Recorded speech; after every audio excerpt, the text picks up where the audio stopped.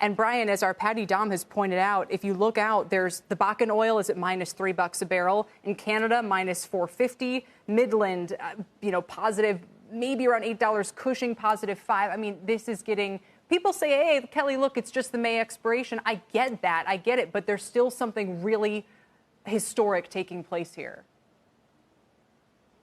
I just tweeted out that I think it was 1961 or 62, Wilt Chamberlain scored 100 points in a basketball game. And the 100 points doesn't matter. If he scored 99, it still would have been amazing. But you wanted to tune in to see if he scored the 100 because it was kind of a round number thing, right? And I feel like the May contract, that's what's happening right now. I mean, this could go negative, Kelly.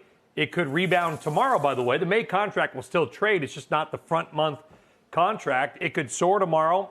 There's a lot of interesting things happening depending on what you believe. You got the USO ETF, maybe some long pushes there.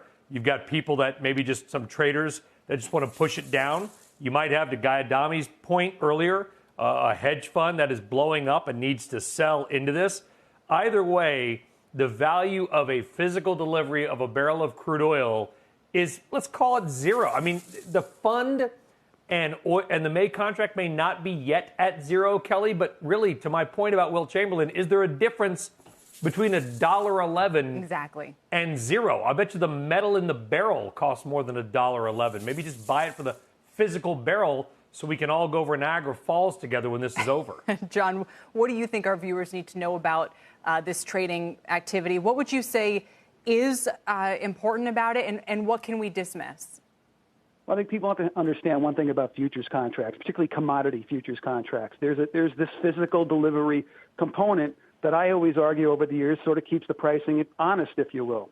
What this collapse in the May contract is reflecting are the horrible, super glutted physical market conditions. You can't give this stuff away, as Brian was just basically saying.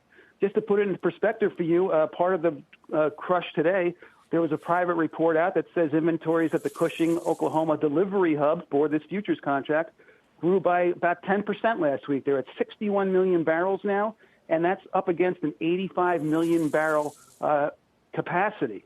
So on that math, you can see we get to full up in a matter of weeks. So that's what's helping to push prices lower. These prices have to get this low so that the supply can get cleared, whether it's from lesser production or some other hook or by crook to get it out of the system, or to get refiners to potentially step up and produce more themselves. That's the only way to clear this. Brian, and again, the sort of further out contracts still show crude in the low 20s, which, compared with $2 certainly isn't cataclysmic, but should we expect this kind of pattern to recur? Or does $2 tell us something about what, like Kilduff said, if this is kind of keeps the price honest? Well, I mean, that's a pretty shocking indictment. I've heard of $2 Chuck, which apparently a lot of people are also consuming barrels of at this time. Listen, let's look at the June contracts. Let's look at the July contracts, 22.14, 27 for July. Look at Brent crude.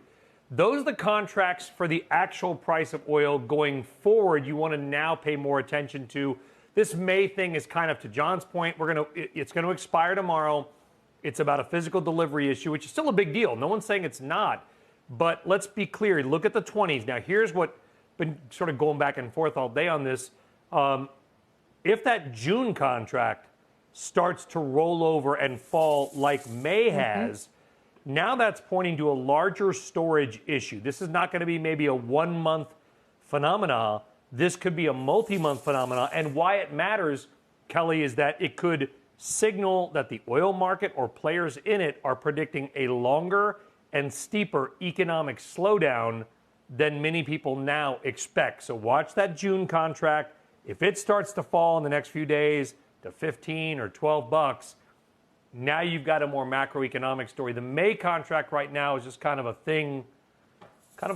Yeah, no, I understand. And John, the tricky thing about oil is, unlike retail, where if you have a bad spring selling season, you just get rid of all that inventory, you start fresh for fall. You can't really do that with oil. A barrel is a barrel. And so it piles, every barrel that, the demand disappears for piles up and then is an overhang on the market. So, I don't imagine there's any hope that people driving benefit that much from these low prices. How much are we even talking about in terms of gasoline? How much does that even matter? Well, that's going to be the first step out of this abyss. But I'll tell you, too, Kelly, the structure, the way it's almost unfortunate that the back month contracts are where they are, because this only encourages more storage of oil, more hoarding of it, because you can put it in something, sell forward, and lock in what today is a $20 a barrel profit, just about. Wow. Minus storage and other factors. So, that's this. Yeah, Kelly, let me jump in. It's a great point. I want to make sure everyone caught that, Brian. Kilduff is saying this will encourage hoarding. Go ahead. Yeah, well, listen, the one thing I want to this is obviously history in the making. We are watching history. This is unprecedented. A long time ago in a life far, far away, I used to be a commodities trader. And, days like this just didn't exist. But to John's point, taking physical delivery, which I used to trade and take physical delivery of certain commodities, taking physical delivery is a whole other thing. You got to have a ship in port. You got to have stevedores. You got to load stuff. You got to have a place to put it. I mean, it's a whole different animal, okay? So that's one of the reasons you're seeing this. Look at COP, ConocoPhillips today. ConocoPhillips stock is higher. There are some oil stocks that are down 1% or 2%, maybe a little bit more, but the oil equities are not getting crushed today, and I think that's one of the things that we need to look at. It's not all doom and gloom out there today.